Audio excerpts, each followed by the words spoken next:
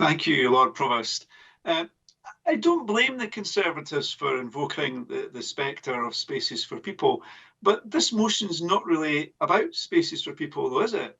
The letter, of course, was about asking for spaces for people schemes to be retained, which were going to be and are still going to be scrapped. So that point of the letter's not been addressed. It's really about the wider point about the health and well-being impacts of cycling and walking. And I think the point really made in the video was in how, in particular, people in more deprived communities can benefit from that. If I'm honest, when I first looked at the motion which came from the coalition, I thought it was very much about having a report written which patted the coalition on the back for doing a good job.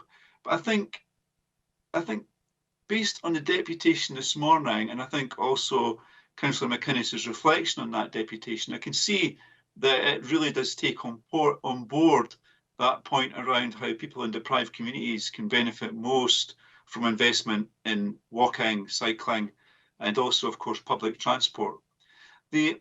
So there's two particular dimensions I'm interested in. Firstly is pretty soon, hopefully, the Scottish Government will live up to its promise to give kids from poorer backgrounds a free bike.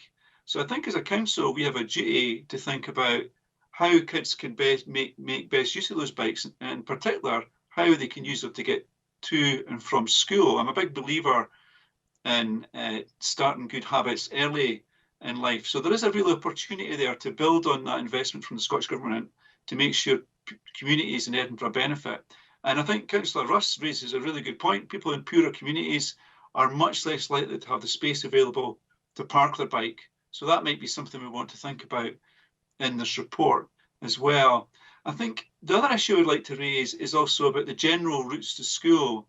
In my ward, both the police and the MoD Army Liaison Officer have raised concerns about the routes to one of my schools, Colinton Primary School. The response which came from the council, after a few months, I have to say, said that the situation will be reviewed over the next 2 years. And after that, there'll be a 5-year implementation plan to resolve the issue. So that means there's a possibility that none of the children at that primary school could benefit from the concerns which were raised by both the police and the Army Liaison Officer.